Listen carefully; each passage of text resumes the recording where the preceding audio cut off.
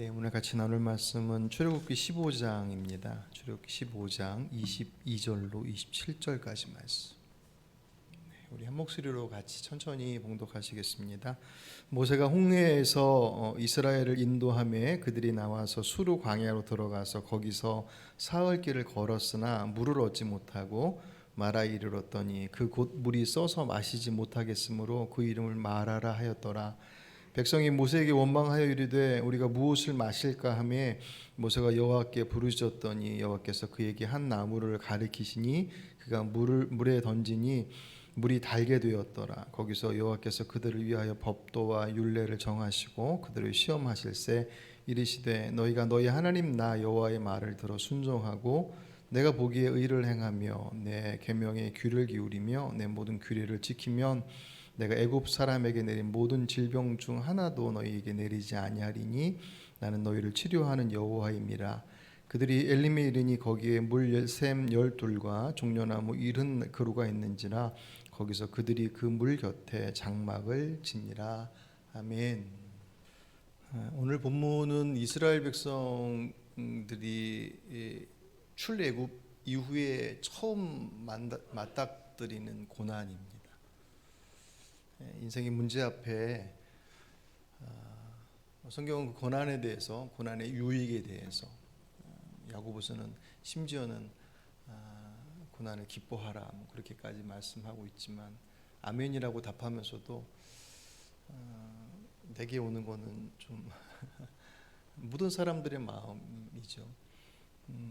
그 첫 번째 고난에 대한 이스라엘 백성들의 반응들이 오늘 본문에 나와 있고, 이스라엘 백성들의 그 모습들이 그 이전에 10가지의 재앙을 경험하고 그 재앙을 통해서 정말 하나님이 어떤 분이신지를 선명하게 보여주셨단 말이에요. 그리고 마지막 10가지 재앙을 마치고 난 이후에 홍해를 건널 때 그 정말 영화로도 애니메이션으로도 이렇게 만들어지기도 했지만 그 현장에서 있었던 사람들은 얼마나 정말 그 웅장함만 있지는 않겠죠.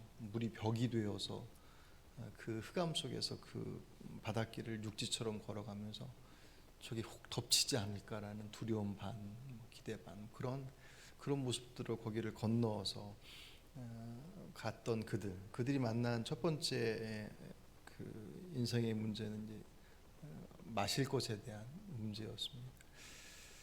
그 정도의 기적과 이적을 경험했으면 이 정도쯤은 좀 믿음으로 잘 감당할 수 있지 않을까라고 생각할 법도 한데, 그런 기대도 가질 법한데, 우리가 알고 있는 것처럼 이들의 모습은 당장 불평을 쏟아놓죠. 원망을 쏟아놓는 모습이 그들의 모습이에요.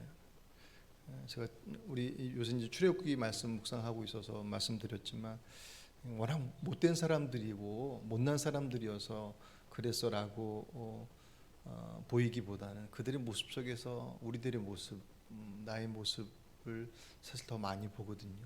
그렇게 보면 이제 이유를 찾죠. 왜 그렇게까지 그 놀라운 것을 경험했는데 그렇게밖에 반응하지 못했을까? 아마 그들 안에는 큰 기대가 있었을 거예요. 그죠? 그들이 경험했었던 것에 대한 그 10가지 재앙과 홍해를 건너는 그 놀라운 기적들을 경험해 나가면서 평생 한번 볼까 말까 한 일들을 그렇게 줄줄이 쭉 경험하면서 야 진짜 하나님 대단한 분이구나 라고 하는 것을 알고 경험하고 나서 그 다음에 이제 기대를 하는 거죠. 당연히 기대하겠죠. 그 다음에 어떤 일들을 이루실까라고 하는 것에 대한 그런 기대하는 마음들 분명히 가졌을 것입니다. 기대를 갖는 것은 문제가 아니죠. 문제는 이제 그 기대가 하나님의 일하심보다 앞서고 자신들의 생각이나 자신들의 계획이 하나님의 그 상황을 통해서 말씀하시는 것보다 자꾸 앞서서 가니까 그 기대가 기대로서의 풍성한 열매가 아닌 오히려 실망으로, 기대가 크면 실망이 큰 법이잖아요. 이렇게 될 줄 알았는데 아니 그 애굽에서 그렇게 놀라운 일들을 그 바로 엊그제 그 일인데 여기서 지금 물 먹는 문제 그 별것도 아닌 문제를 해결해 주지 못하고 오히려 쓴 물을 경험하는 그 경험을 하면서 아마 그들 안에는 그런 큰 실망, 뭐지? 뭐 그런 실망들로 인한 불평들이 쏟아져 나왔을 것입니다.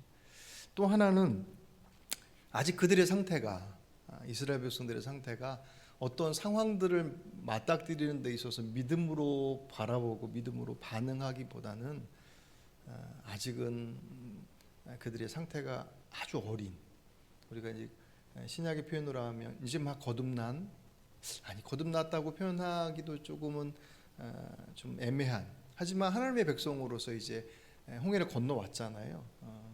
건너와서 살아가는 그런 이제 시작점이기 때문에 아직 그들의 수준이 그 상황들을 그렇게 믿음으로 잘 해석할 만한 수준이 아니었던 것은 틀림없는 사실이에요.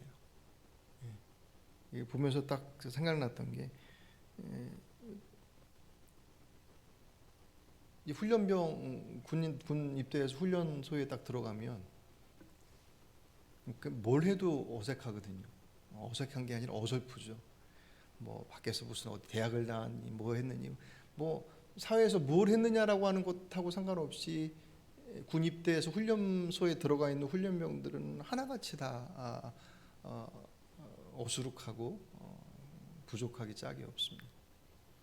거기서 생활을 하면서 군인이 되어져 가는 거죠. 시간이 지나가면서 군인다워지는, 이등병, 일병, 상병, 병장 돼가면서 군인다워지는. 좀 더 나가면 이제 어디 특공대 그런 데로 가면 그 다음부터는 어떤 상황이 딱 이렇게 발생하면 군인다운 반응들이 나오게 되는 것, 그게 이제 자연스러운 것 아니겠습니까?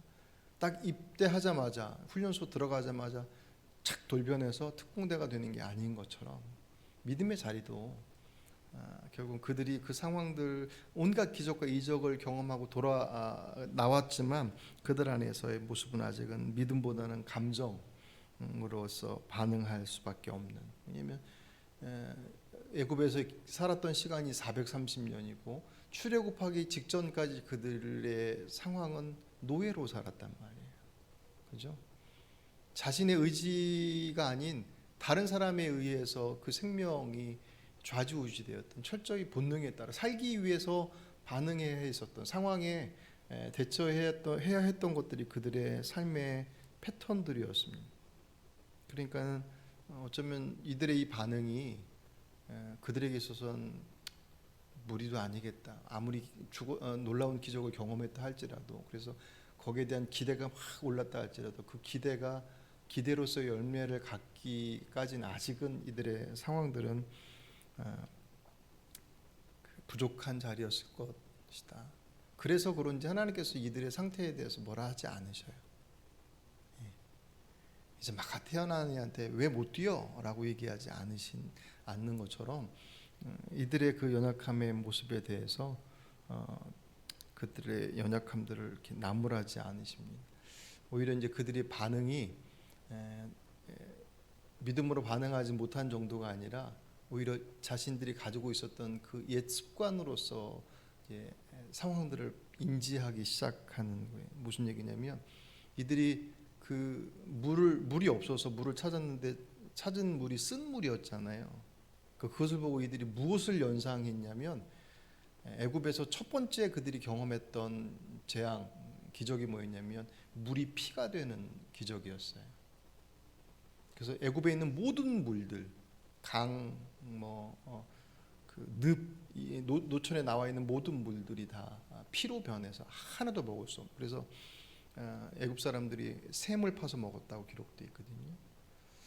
아마 이스라엘 백성들이 그 쓴 물을 발견하면서 곧바로 연상됐던 것들이 아마 그때의 그 모습들 이었을 것이다라고들 추측을 해요. 그 이유가 뭐냐면 그 증거가 바로 26절에 나와요. 26절에 보시면 이르시되 너희가 너희의 하나님 나 여호와의 말을 들어 순종하고 내가 보기에 의를 행하며 내 계명에 귀를 기울이며 내 모든 규례를 지키면 내가 애굽 사람에게 내린 모든 질병 중 하나도 너희에게 내리지 아니하리니, 그렇게 얘기해요, 주님께서. 그러니까 이들은 지금 그 장면을 보고 애굽에서 봤던 것을 연상한 거예요. 근데 실제적으로 애굽에서 그 재앙이 내릴 때 이스라엘 백성들이 살았던 고센 지역에는 그 일들이 일어나지 않았거든요. 그래서 하나님께서 얼마나 대단한 분인지, 그리고 하나님께서 이스라엘 백성들 얼마나 특별하게 생각하시는지를 그들이 분명하게 알았거든요. 그런데 이제 나와서 보니 생각대로 되지 않는 상황에 딱 봉착하면서 그 이전의 경험이 그러니까 하나님께서 살리시겠지라고 하는 믿음의 반응이 아니라 우리도 그렇게 되는 거 아니야? 라고 하는 것으로 자연스럽게 반응하는 것. 그게 말 그대로 그냥 자연스러운 반응, 인간적인 반응이고 감정적인 반응이 본능적 반응들입니다. 그들이 특별하게 못됐고 하나님 앞에 막 대적하려고 덤벼들었기 때문에 나타나는 반응들이 아니라 믿음으로 볼 수 없는 상황 속에서 나타나는 극히 자연스러운, 사실 우리들의 모습도 그렇게 다르지 않잖아요. 어떤 상황들을 맞닥뜨릴 때 그 상황들에 대한 것을 정말 믿음으로 해석해낼 수 있는 힘이 없으면 결국 우리들은 그냥 세상 사람들과 별 다르지 않는, 하나님께 지켜주실 줄 알았는데 아니네 라고 생각되어지면 그들이 겪었던 것이 내 안에 그대로 반복될 것이다 라고 하는 두려움을 갖죠. 그 반응들이 이스라엘 안에서 그대로 나타난 것들이 마라의 쓴물이 애굽에서의 재앙을 연상하게 됐던 것이 바로 지금 그들의 수준이었습니다. 하나님께서 그들에게 뭐라고 그러셔요? 나는 너희를 치료하는 여호와라고 말씀하세요. 어떻게 보면 좀 생뚱맞아요. 왜냐하면 지금 이 상황에서 병든 사람이 있지 않거든요. 그 물 먹어서 배탈 나가지고 아파 들여놓도 그 상황들이 사실 아니기 때문에 내가 너를 치료하는 여호와라고 말씀하신 것은 그들이 육신의 질병에 대한 부분들을 언급하시기보다는 그들의 마음의 왜곡되어짐이죠.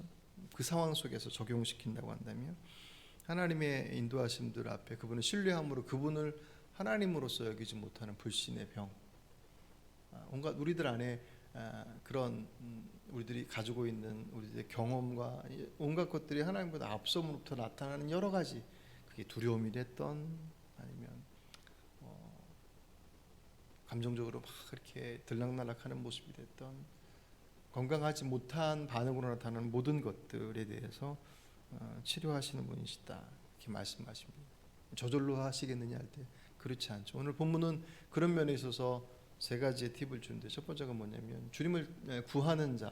오늘 똑같은 상황 속에서 전혀 다르게 반응하는 한 사람이 등장하는데 누구냐면 모세예요. 그렇지 않으면 모세도 똑같이 다 경험하고, 아니 똑같이가 아니라 사실 모세 입장에서는 훨씬 더 이 상황이 당황스럽죠. 모세는 지금 그들을 다 끌고 왔는데, 물론 모세가 꼬여서 데려온 게 아니라 말씀을 선포하고 그들을 데리고 나와도 그들도 동의해서 쫓아나온 거잖아요. 그들은 끊임없이 우리 끌고 나와서 그렇다고 얘기하지만 자기들이 같이 나왔지. 그리고 출애굽의 현장을 보시면 애굽 사람, 이스라엘 백성만이 아니라 다른 족속들도 쫓아왔다라는 기록이 있어요. 그러니까 그걸 보고 이스라엘 백성들이 나가는 걸 보면서 죽는 길인 걸 알고 쫓아갈 백성들이 어디 있겠습니까? 야, 저기로 쫓아가 이제 살겠다 싶어서 쫓아나온 다른 수많은 개역 성경에는 잡족이라고 표현했어요. 그들이 쫓아나왔던. 그들이 스스로가 선택해서 나온 길이었던 것이죠. 근데 그들에게 있어서 그것을 바라볼 수 있는 시선들이 갇혀 있으니까. 근데 모세는 똑같은 상황 속에서 그들과 같이 반응하지 않아요. 백성들은 원망했던 그 원망의 소리가 모세는 하나님께 부르짖는 모습들로 나타납니다. 그러니까 첫 번째, 그 하나님이 치료자 하나님, 나는 너희 나는 너희를 치료하는 자다, 너희를 치료하는 여호와임이라. 여러분, 우리가 지금 하나님의 이름에 대해서 보고 있지만 어떤 상황은 믿음의 사람들이 고백하는 내용으로서 하나님은 이런 하나님이셔, 여호와 이레, 여호와 니시, 그런 하나님 이런 분이시네라고 하는 고백이지만 오늘 본문은 하나님께 자신의 모습을 드러내셔서 나는 치료하는 하나님이다라고 말씀하셔요. 그 조금 다르죠. 어쨌든 모세가 원망하지 않고 그분 앞에 부르짖어요. 하나님께. 그러면 그 길을 찾아내잖아요. 부르짖음의 기도의 능력이 있다. 물론 그렇죠. 근데 여러분, 부르짖음의 기도라고 하는 것은 그만큼 간절하다라는 거예요. 절박하고 다른 것들 쳐다볼 만한 여지가 없어요. 모세에게서 지금 주님밖에 붙잡을 게 전혀 없죠. 그러니까 그런 절박함, 그 믿음이 정말 능동적이고 적극적이어서 하나님만이 해결할 수 있습니다라고 하는 아주 그런 용맹스러운 믿음, 그게 아닐지라도 모세의 지금의 상황은 하나님 외에 잡을 수 있는 게 하나도 없어요. 그런 면에서 부르짖음의 기도는 하나님만을 바라보고 있다라고 하는 것에 대한 모습들로서 표현될 수 있기 때문에 부르짖음의 기도가 능력이 있다라는 말을 분명히 하죠. 혹시 우리의 기도에 부르짖음이 없으면 그런 주님을 향한 절박함, 주님 아니면 안 됩니다라고 하는 것에 대한 우리의 마음이 부족한 것 아닌가라는 것을 점검해 보게 합니다. 하지만 그럼에도 불구하고 우선순위는 어떤 방식으로 그분을 구했느냐라고 하는 방식은 두 번째 문제예요. 그죠? 그게 부르짖음이냐 묵상이냐. 근데 여러분 급하면 소리 안 지를 수 없죠. 그죠? 소리 지르지 말라고 해도 소리 지르게 되어 있습니다. 급한데 간절한데 묵상 기도하라고 해서 묵상으로 기도하겠습니다. 그게 형식의 문제는 두 번째 문제. 아예 관련이 없다라고 얘기할 수는 없지만 우선은 누구를 찾고 있느냐의 문제이고 어떻게 찾고 있느냐, 그것이 내 안에서 정말 그분만을 가지고서 붙잡고 있느냐, 아니면 다른 여러 가지 탈출구들을 놔두고서 그 여러 가지 중에 하나로서 주님을 붙잡고 있느냐라고 하는 것, 그것이 더 중요한 문제이죠. 그런 면에서 모세는 주님께 그분께 부르짖는 이만 부르짖는 그분을 구하는 이만 응답받을 수 있어요. 오늘 본문도 하나님께서 모세에게 답을 주시잖아요. 25절 모세가 여호와께 부르짖었더니 여호와께서 그에게 한 나무를 가리키시니 그가 물에 던지니 물이 달게 되었더라. 아멘. 예. 모세가 지도자이니까 모세에게 답을 주셨겠죠. 당연히 하겠지만 그런 상황들 다 이렇게 던져놓더라도 그 상황 속에서 하나님 앞에 부르짖은 사람은 모세밖에 없었어요. 우리로 적용시킨다면 주님의 답은 주님께 답을 구하는 이에게 주시는 것이지, 그죠? 거꾸로 생각하면 답을 주셔도 주님께 구하지 않는 사람은 답으로 받지 못해요. 마지막 때에 주님께서 재림하실 상황들, 징조들에 대한 말씀이 있잖아요. 그 말씀을 신뢰하고 그 말씀을 바라보고 있는 사람은 그 징조가 곧 주님 오시겠구나라고 하는 현상으로 바라보고 준비하겠지만, 그렇지 않은 이에게 있어서는 그냥 자연재해이고 사회적 현상이고 그런 어떤 여러 가지 이 시대의 어떤 내용들로 얼마든지 설명하고 해석해낼 수 있습니다. 그러니까 구하는 자만 응답받을 수 있어요. 주님께서 차별하셔서가 절대로 아닙니다. 답을 주셔도 구하지 않으면 그것이 답인지를 몰라요. 그 답을 주님께서 뭐라고 주셨습니까? 25절, 26절, 25절 하반절, 거기서 여호와께서 그들을 위하여 법도와 율례를 정하시고 그들을 시험하실세. 26절 읽을까요? 이르시되 너희가 너희 하나님 나 여호와의 말을 듣고 들어 순종하고 내가 보기에 의를 행하며 내 계명에 귀를 기울이며 내 모든 규례를 지키면 내가 애굽 사람에게 내린 모든 질병 중 하나도 너희에게 내리지 아니하리니 나는 너희를 치료하는 여호와임이니라. 아멘. 무슨 약속에 답을 주셨는데, 일단은 나뭇가지를 던져서 달게 하는 것으로 그 상황을 헤쳐나가는 답을 일단 주시고, 그리고 나서 그 다음에 이제 원리를 주시는 것이 하나님의 말씀을 듣고 순종하고 그 말씀 의를 행하며 말씀 계명에 귀 기울여서 그 모든 규례를 지키면 어떻게 하시겠다고요? 애굽 사람에게 내린 모든 질병 중 하나도 너에게 내리지 아니하리라. 아멘. 믿으십니까? 그렇게 말씀을 지키면 애굽 사람에게 내린 모든 질병 중 하나도 너에게 내리지 아니하리라. 그러니까 하나님의 말씀에 순종하고 일을 행하고 계명을 잘 지키면 질병에 걸리지 않고 혹 질병에 걸려도 치료해 주실 줄 믿으십니까? 아멘.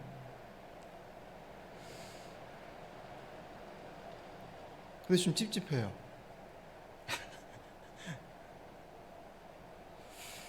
그럼 반대로 우리가 질병에 걸리는 이유는 말씀을 지키지 않고 죄를 지은 것 때문에, 거기 아니라고 답할 수 있는 사람이 누가 있겠습니까? 그렇죠? 질병 가운데 있고 문제 가운데 봉착하는 이들에게, 신앙인에게 있어서 말씀을 잘 지키지 않고 기도하지 않았기 때문에 해결되지 않는 거야 라고 하는 답을 줄 때 그거 앞에 아니야 나는 말씀을 잘 지켰고 난 하나님 앞에 열심히 잘 기도했어 라고 당당하게 얘기할 수 있는 사람이 누가 있겠어요? 아무리 말씀을 잘 지키고 아무리 기도를 많이 한다 한들 하나님 앞에서 더 잘했습니다 라고 얘기할 수 있는 사람은 아무도 없단 말이에요. 그냥 아멘이라고 답해야 되는 건 맞는데 아멘이라고 답해놓고서도 사실 좀 찜찜해요. 왜냐하면 어떻게 말씀을 다 지킬 수 있어? 병에 걸려서 낫지 않으면 내가 감춰둔 죄 때문인 거고, 낫지 않으면 하나님 앞에 나의 기도가 부족해서야 라고 하는 것으로 우리들의 삶을 풀어내기에는 인정할 수밖에 없는 우리들의 연약함들이지만 성경을 통해서 보여주신 하나님의 모습과는 사실 좀 달라요.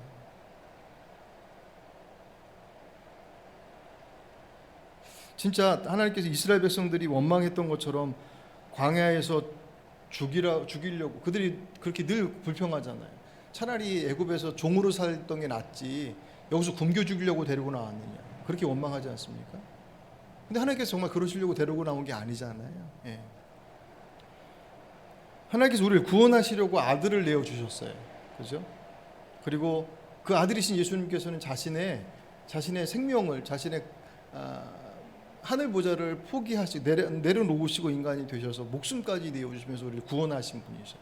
근데 그 구원한 백성이 주의 말씀을 따르지 않는다라고 하는 그 행위의 부족함들 때문에 그에게 질병을 던지시고 그 질병이 던져진 자리 속에서 기도하지 않아 주님을 구하지 않는다라고 하는 것 때문에 그 질병이 중함 가운데 죽음 가운데 던지시겠냐 할 때 그걸 완전히 아니라고 얘기할 수는 없죠. 죄의 문제가 질병의 문제가 죄와 연결되어 있다라고 하는 것은 성경이 분명히 말씀하고 있어요. 하지만 모든 질병이 그럼 죄 때문에 발생하는 것이냐 할 때 그건 아니란 말이죠. 그럼 오늘 주신 말씀이 우리 안에서 무엇을 말씀하겠나? 이게 사실 실존적인 문제예요. 예수 믿는 사람들도 질병에 걸리거든요. 기도하면 낫는다라고 하는 것이 우리에게 주신 약속인데 기도해서 낫는 분도 있지만 기도해서 낫지 않는 분도 있단 말이에요. 그럼 이걸 그냥 일방적으로 해석해서 버리면 그러면 질병에 걸렸는데 기도함에도 불구하고 낫지 않는 분은 기도가 부족해서 라고 생각한다면 그럼 어느까지 해야지 기도가 만족하는 기도겠습니다. 40일 금식을 해야지 숫자적으로 물리적으로 얼마큼 해야지 하나님께서 그래 그만큼이면 됐다 내가 치료해 주겠다라고 말씀하시겠는가? 80까지는 되고 80 밑에 79까지 하면은 안 되겠 그렇게 하실 분이시겠는가? 거기에 대해서는 사실 답을 줄 수 없죠. 이 말씀 가지고 계속 묵상하면서 그런 현실적인 부분들이 분명히 있어요. 정말 주님 앞에 기도해야 질병의 문제가 우리의 죄의 문제 때문에 발생한 것일 수도 있고 그것이 육신의 질병도 있고 영적이고 정신적인 것도 다 포함되어 있죠. 예. 근데 사실 좀 거꾸로서 보면 하나님께서 병으로부터 지켜주시고 치료해 주신다라고 하는 그 말씀 그 전제로 주신 그 내용이 하나님 말씀에 순종하는 것이잖아요. 그리고 그대로 말씀대로 적용될 수도 있지만 거꾸로 보면 하나님의 말씀에 귀 기울이고 그 말씀을 따르는 이들은 내게 주어진 어떤 상황들도 그 상황이 나를 죽이려고 나를 망하게 하시려고 던지신 자리가 아니라 그게 질병의 자리가 됐던 혹은 인생의 정말 극심한 문제의 자리가 됐던 혹은 정신적인 혹은 영적인 부분들 속에 어떤 자리가 됐든지 그 모습들이 내게 다가왔을 때 그것을 통해서 두려움과 이러다 죽는구나라고 하는 하나님에 대한 원망이 아니라 그 모습을 통해서 하나님의 인도하심들을 바라볼 수 있는 그런 사람들이 주의 말씀에 귀 기울이며 그 말씀을 지켜 의를 행하고 그 계명 속에 살아가는 사람들이 누릴 수 있는 복이 아니겠습니까?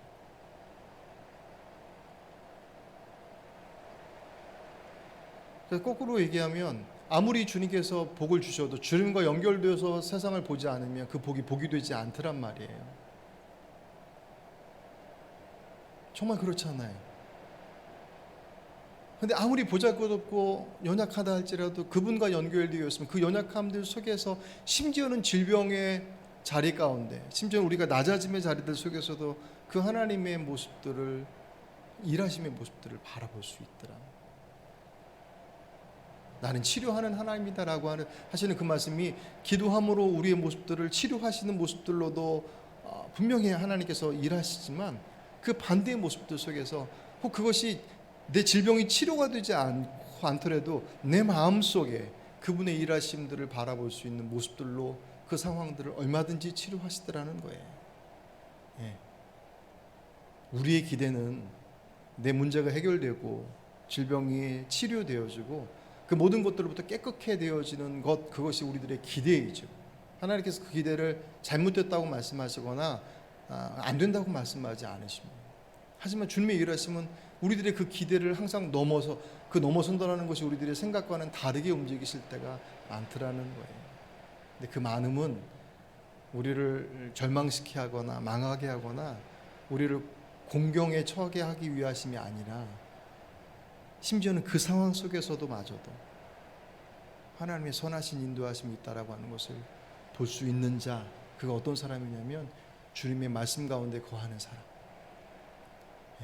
그분 앞에 기도하며 그분의 말씀에 귀 기울이는 사람.